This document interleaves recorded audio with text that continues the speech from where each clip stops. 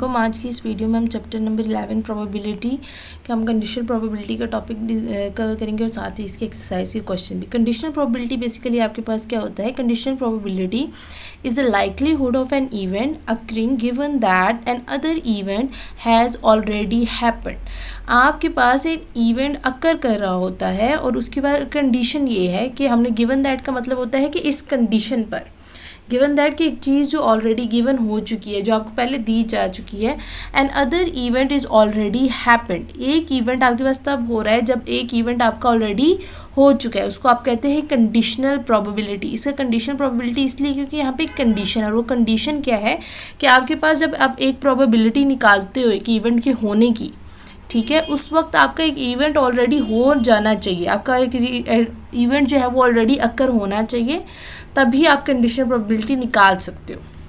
और यहाँ पर अगर आप फार्मूले में बात करें तो आपका फार्मूला क्या कहता है? Probability of A given B is equal to probability of A intersection B divided by probability of B. अब probability of A given B में अगर आप ए की बात करते हो तो ए वो इवेंट है जो अब अकर करेगा, जो आपने ऊपर एन इवेंट अकरिंग की बात की है, तो ये वो वाला इवेंट है जो अभी अकर करेगा। गिवन दैट, ये जो आपके पास ये जो निशान है, ये जो स्लैश का निशान है, इसका मतलब होता है गिवन दैट। गिवन दैट आपके पास अब ये बी है, बी का मतलब है कि एक ऐसा इवेंट जो ऑलरेडी अकर कर चुका है, ठीक है। तो आपके पास ए जो इवेंट अकर करने वाला है, गिवन दैट बी जो इवेंट ऑलरेडी अकर कर चुका है, is equal to probability of A intersection B. इसमें आपके पास दोनों इवेंट के दरमियान कुछ कॉमन है तो वो आपके पास आ जाता है, और यहाँ पे प्रोबेबिलिटी ऑफ बी जो आपके पास बी इवेंट अकर कर चुका है। अब आपने हमेशा कंडीशनल प्रोबेबिलिटी में याद रखनी है, जो आपके पास स्लैश के बाद वाला इवेंट आएगा और जो फॉर्मूले में डिवीजन में इवेंट आपके पास है, ये हमेशा सेम होते हैं। अगर यहाँ पर बी है तो यहाँ पर भी बी होगा, अगर यहाँ पर ए है तो यहाँ पर भी ए होगा। और आपने एक और चीज़ हमेशा याद रखनी है कि गिवन के बाद, इस स्लैश के बाद जो भी इवेंट होगा वो हमेशा हो चुका होगा, ठीक है। आपने गिवन के बाद वो इवेंट नहीं डालना जो आपने फाइंड करना है, आपने गिवन के बाद हमेशा वो इवेंट डालना है जो ऑलरेडी अकर हो चुका है। आपके पास हमेशा वो यहाँ पे इवेंट वो आएगा जो अकर हो चुका है, और यहाँ पे वो इवेंट आएगा जो अकर होना है। एक्सरसाइज में अगर क्वेश्चन की बात करें 11.22 हमारे पास क्वेश्चन है, अ box contain 6 good 4 defective tubes, 2 tubes are drawn, one of them is tested and found it to be good, find the probability and other one is also good। अब आपके पास 6 good tubes हैं, 4 defective tubes हैं, total आपके पास 10 tubes हैं। ये आपके पास पूरा material जितना भी आपके पास क्वेश्चन में था गिवन था। अब बात करते हैं क्वेश्चन में, तो आपके पास अगर आप यहाँ पे गौर करें, यहाँ पे आपके पास है one of them is tested and found it to be good. उनने जो दो ट्यूब्स गिवन थी उनमें से उन्होंने एक को टेस्ट किया और वो गुड आ गया, इसका मतलब है ये इवेंट हो चुका है। आपके पास दो में से एक ट्यूब जो है वो गुड निकल आई है, आपके पास एक ट्यूब का इवेंट हो चुका है। Find the probability of another one, कि वो भी गुड है। अब हमने इसको सेकंड वाले को फाइंड करना है, मतलब एक इवेंट हो चुका है, फर्स्ट वाला आपके पास गुड निकल आई है, अब आपने सेकंड को बताना है कि वो भी गुड है। लेट हमने इवेंट ए किया है कि हमारे पास फर्स्ट ट्यूब इज़ गुड, कि आपके पास फर्स्ट ट्यूब क्या है? गुड है, जो कि टेस्ट हो चुकी है, गुड है। और हमने इवेंट जो फाइंड करना है वो क्या है? सेकंड ट्यूब इज़ गुड, कि आपके पास जो सेकंड ट्यूब है वो भी आपके पास क्या है? गुड है। Then A intersection B both are good, क्योंकि आपके पास दो ट्यूब्स जो है वो ड्रॉन हुई थी और हम कहते हैं दोनों की दोनों ही गुड है, क्योंकि हमारे पास फर्स्ट भी गुड है, सेकंड भी गुड है, इसका मतलब है हमारे पास ए इंटरसेक्शन बी में क्या आएगा कि दोनों ही गुड है। अब हमारे पास प्रोबेबिलिटी ऑफ ए हम फाइंड करेंगे, ठीक है, हमारे पास क्योंकि हमारे पास ए इवेंट है जो अकर कर चुका है, और हमारे पास फॉर्मूले के अकॉर्डिंगली हमारे पास सबसे पहले कौन सा आता है? वो जो हमने फाइंड करना होता है, बी जो है वो सेकंड ट्यूब इज़ गुड, ये हमने फाइंड करना है, तो वो हमारे पास पहले आ गया। ए इवेंट क्या था कि हमारे पास फर्स्ट वन इज़ गुड, जो कि हमारे पास ऑलरेडी अकर कर चुका है, तो हमारे पास क्या आ गया? A slash B is equal to probability A intersection B, ये हमारे पास सेम रहेगा, divide by probability of A. हमारे पास प्रोबेबिलिटी ऑफ ए आएगा क्योंकि ये इवेंट अकर कर चुका है। अब हमारे पास ए में क्या था कि हमारे पास 2 ड्रॉ हुए थे, उसमें जो फर्स्ट था वो गुड निकल आया, तो गुड हमारे पास टोटल कितने थे? 6 थे। 6 हमारे पास गुड ट्यूब्स थी, ठीक है, और उसमें से हमारे पास 2 में से 1 जो था वो हमारे पास आ गया था, तो वो हमारे पास क्या हो गया? 6C1 divided by 10C1। 10 total थे हमारे पास, 10 में से वो जो एक ड्रॉ हुआ वो गुड निकल आया, तो हमारे पास ये हो गया 6 डिवाइड बाई 10। तो हमारे पास जो probability of A first tube of good है वो कितनी आ गई है? 6 डिवाइडेड बाई 10 आ गई है। अब हमारे पास सेकंड तो हमने फाइंड करनी है कि हमारे पास बी इज़ गुड, तो वो हमारे पास आने से रही, इस वजह से हमने क्या करना है? ए इंटरसेक्शन बी का फाइंड कर लेना है, both are good. A intersection B में हमारे पास क्या होगा कि टोटल, हमने डिफेक्टिव को इसमें नहीं देखना, द रीज़न इज़ दैट कि हमारी दोनों गुड है, ठीक है, दोनों ट्यूब्स गुड है, तो डिफेक्टिव का वहाँ पे काम नहीं है। अगर डिफेक्टिव यहाँ पे आएगा भी ना तो वो हमारे पास यहाँ पे 4C0 हो जाएगा, और 4C0 1 होता है, वो आप लिखो ना लिखो आपके पास बात एक हो जाती है, इसलिए हमने उसको यहाँ पे नहीं लिखा है। अब टोटल आपके पास 6 गुड्स हैं और 2 ही ड्रॉ हैं और वो दोनों की दोनों गुड है, तो 6C0 हो गया, इस 6C2 हो गया, डिवाइड बाय हमारे पास 10 थी और 10C2 हो गया, क्योंकि टोटल हमारे पास 10 थी। हमने इसको फाइंड किया, हमारे पास आंसर आ गया 1 डिवाइड बाय 3। अब हमारे पास ए इंटरसेक्शन बी भी है और प्रोबेबिलिटी ऑफ ए भी, हमने इसको सिंपल कंडीशनल प्रोबेबिलिटी के फॉर्मूले में डालेंगे। ए इंटरसेक्शन बी 1/3 आ गया और B intersection A in probability of A हमारे पास 6 डिवाइड बाय 10 आ गया, तो टोटल हमारे पास 5/9 हमारे पास हमारा आंसर आ गया। अगर हम नेक्स्ट क्वेश्चन देखें, a pair of dice is thrown, आपके पास पेयर ऑफ डाइज थ्रो के, find the conditional probability a total of 7 given that the sum is odd more than 6 8 और मोर। सबसे पहले हमने फाइंड करना है total of 7 given that the sum is odd. तो हमारे पास जो फर्स्ट पार्ट है हम उसको देखेंगे। Let A be the event, total is sum, हमारे पास ए इवेंट है कि टोटल हमारे पास क्या है। अगर हम यहाँ पे इसके अंदर देखें कि इसका सम 7 है, तो हमारे पास 1 का 2 होता है, यहाँ पे 3, यहाँ पे हमारे पास 4 5 6 एंड देन यहाँ पे हमारे पास 7 होता है। इसी तरह यहाँ पे 8 होगा, 8 से एक कम आपके पास 7 होगा, 7 के नीचे यहाँ पे भी 8 होगा, 8 से एक कम आपके पास 7, तो आपके पास यहाँ पे भी 8, 8 से एक कम 7, और यहाँ पे भी आपके पास 7 होगा, और यहाँ पे भी आपके पास क्या हो जाएगा 7। तो टोटल अगर आप इनको गिनेंगे आपके पास 6 आ जाएगा, तो 6 डिवाइडेड बाय टोटल आपके पास ये सारे 36 होते हैं, ठीक है, क्योंकि आपके पास फर्स्ट डाई में 6 होते हैं, सेकंड डाई में 6 होते हैं, दोनों को मल्टीप्लाई करें तो हमारे पास टोटल जो सैम्पल स्पेस बनती है वो 36 की। तो आपके पास आपके डिज़ायर आउटकम सम ऑफ 7 कितना आ गया, टोटल सम ऑफ 7 आपके पास आ गया 6, 6 डिवाइड बाय 36 1/6। तो probability of A total sum of 7 आपके पास क्या आ गया 1/6।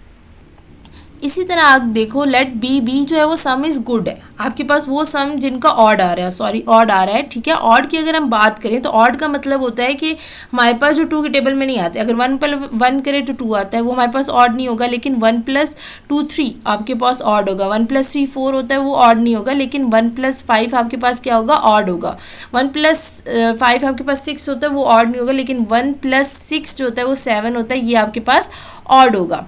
2 + 1 3 ऑड होगा आपके पास, इसी तरह 3 + 2 आप 5 ऑड होगा, इसी तरह 2 + 5 आपके पास ऑड होगा, इसी तरह 2 + 6 आपके पास ऑड नहीं होगा, इसी तरह हमारे पास 2 + 6 आपके पास ऑड नहीं होगा, 3 + 1 4 ऑड नहीं होगा, 3 2 आ गया आपके पास 3 4 आ जाएगा, इसी तरह 3 6 आ जाएगा, इसी तरह 4 5 आपके पास आ जाएगा, 4 3 आपके पास आ जाएगा, इसी तरह आपके पास 4 1 आ जाएगा, इसी तरह आपके पास 5 2 भी आ जाएगा, इसी तरह 5 3 जो है वो आपके पास इवन होता है, 5 4 आ जाएगा, 5 6 आ जाएगा, इसी तरह 6 5 आ जाएगा, आपके पास 6 3 आ जाएगा, और 6 1 आपके पास आ जाएगा।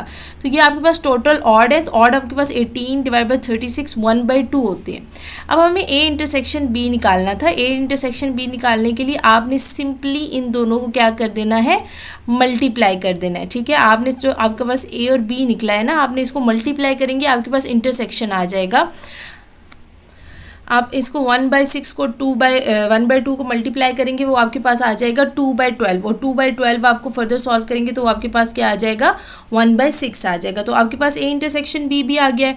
अब आपके पास इवेंट ए क्या था कि आपके पास प्रोबेबिलिटी ए इंटरसेक्शन सी ए क्या था, टोटल सम ऑफ 7। तो आपके पास क्वेश्चन में क्या था, total sum of 7 given that the sum is odd. आपके पास ए और बी आ गया, ए इंटरसेक्शन बी आपके पास क्या आया 1/6, वो हमने 1/6 पुट कर दिया, और प्रोबेबिलिटी ऑफ बी आपके पास क्या आई थी 1/2, हमने वो पुट किया, आपके पास सिंपली प्रोबेबिलिटी क्या आ गई हमारे पास। नेक्स्ट पार्ट देखें तो आपके पास है getting total of 6 given that more than 6, आपके पास अब मोर देन 6 आना चाहिए। अब गेटिंग ऑफ 7 आपके पास सेम यही रहेगा कि आपके पास 1/6 आएगा, आपके पास गेटिंग ऑफ 7 चेंज नहीं होगा, लेकिन गिवन दैट के बाद की जो टर्म है जो आपके पास मोर देन 6 आ गया। अब पहले आपके पास क्या था ऑड था, अब आपके पास मोर देन 6 है।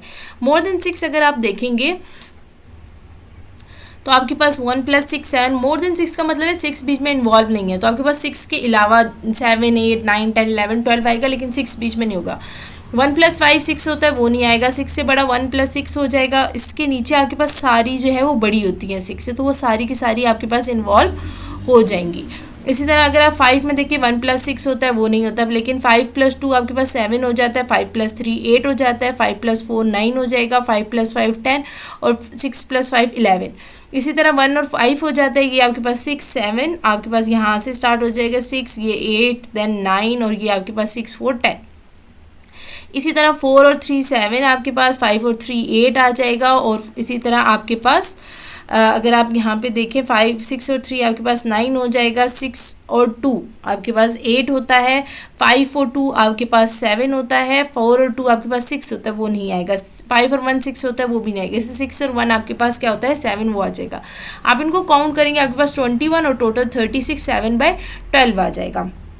अब आपने मोर देन सिक्स भी निकाल लिया, ए भी है, आप इन दोनों के इंटरसेक्शन फाइंड। अगर हम इंटरसेक्शन की बात करें तो हमारे पास सम ऑफ सेवन में क्या था, हमारे पास 1 6 था, 5 2 था आपके पास, 4 3 था आपके पास, 3 4 था आपके पास था 5 2 और 1 और 6। तो आपके पास इंटरसेक्शन में यही आपके पास वैल्यूज़ आएंगे। आप इनको काउंट करें 1 2 3 4 5 6, तो आपके पास टोटल 6 वैल्यूज़ जो हैं वो दोनों में कॉमन है। तो आपके पास इंटरसेक्शन क्या आ जाएगा, 1/6 आपके पास आ जाएगा। अब आपके फॉर्मूला के अकॉर्डिंगली आपके पास ए क्या है जिसको आपने फाइंड करना है, अ सम ऑफ सेवन, ठीक है, वो आ गया। गिवन दैट आपके पास मोर देन सी आपके पास क्या है, मोर देन सी। आपके पास फॉर्मूला क्या होता है, A probability of A intersection C divide by आपके पास सी आ जाए। Probability of A intersection C आपके पास क्या आ गया, 1/6, और प्रोबेबिलिटी ऑफ सी आपके पास क्या थी, 7/12। तो आप इसको सॉल्व करेंगे तो आपके पास आंसर क्या आ जाएगा, 2/7। तो आपके पास हमारे पास कितने, हमारे पास कंडीशन प्रोबेबिलिटी जो है वो हमारे पास गेटिंग टोटल ऑफ 7 पार्ट में हमने फाइंड करना है टोटल ऑफ 7 गिवन दैट 8 और मोर। हमारे पास यहाँ पे 8 और उससे ज़्यादा है। अब हमारे पास जो फर्स्ट इवेंट है द टोटल सम ऑफ, वो हमारे पास एज इट इज़ रहेगा। उसमें आपके पास 1 6 2 5 4 3 4 5 2 और 5 1, ये आपके पास जो सैम्पल में आ रहा था आपके पास वो आपने निकाल लिया। 1/6 वो आपके पास एग्जैक्ट सेम रहेगा।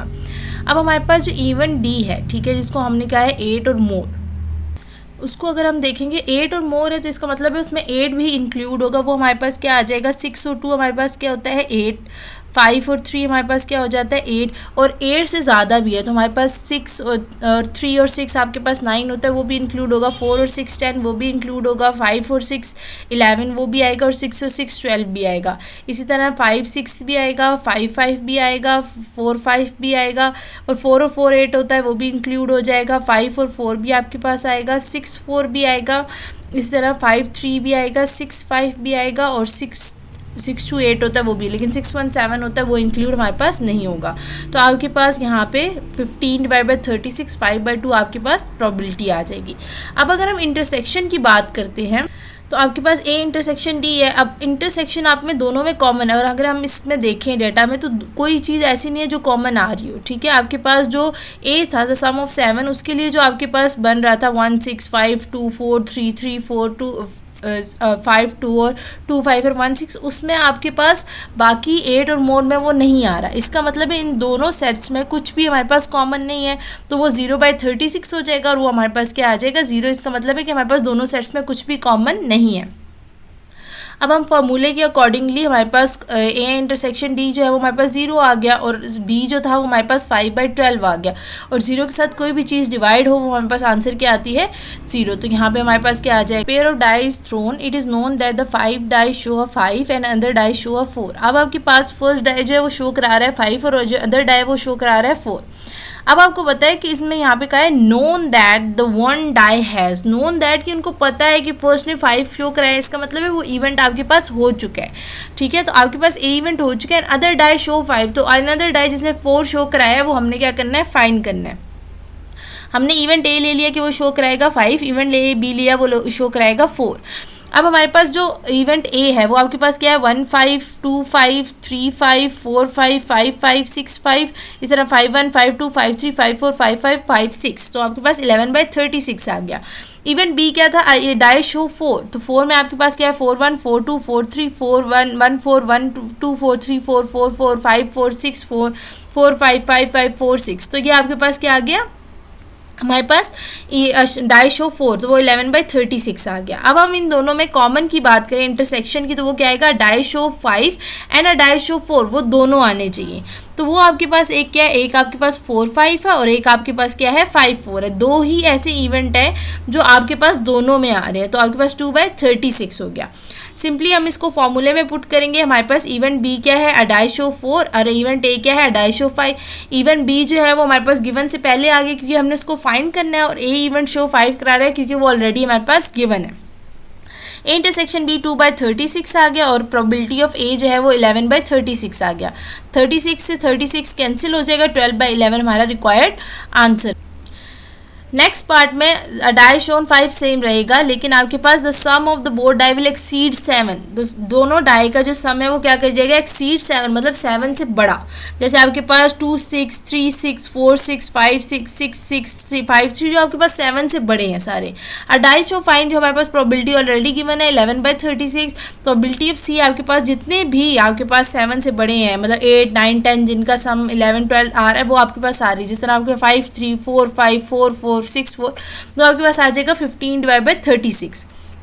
अब हमने ए इंटरसेक्शन बी निकालना है, सॉरी ए इंटरसेक्शन सी निकालना है, ठीक है। ए इंटरसेक्शन सी आपके पास डाई शो 5 एंड एक्सीड 7, और एक्सीड कर जाएगा 7, तो वो आपके पास कितने आ जाएंगे, एक 5 5, एक आपके पास एक आ जाएगा 3 5 आ जाएगा, एक आपके पास 4 5, एक आपके पास 5 5, एक आपके पास 6 5, एक आपके पास आ जाएगा 5 3, एक आ जाएगा 5 4, एक आपके पास आ जाएगा 5 6, तो आपके पास टोटल 7 आ जाएंगे। तो 7/36 इसको फार्मूले में पुट करेंगे। सी गिवन ए, सी आपने एक्सीड द 7 वाला निकालना है, तो वो आपके पास फाइंड करना है। ए ऑलरेडी आपके पास गिवन है, तो सी गिवन ए आप निकालेंगे तो 7/36, 11/36, 36 36 से कैंसिल हो जाएगा, 7/11 आपका रिक्वायर्ड आंसर आ जाएगा।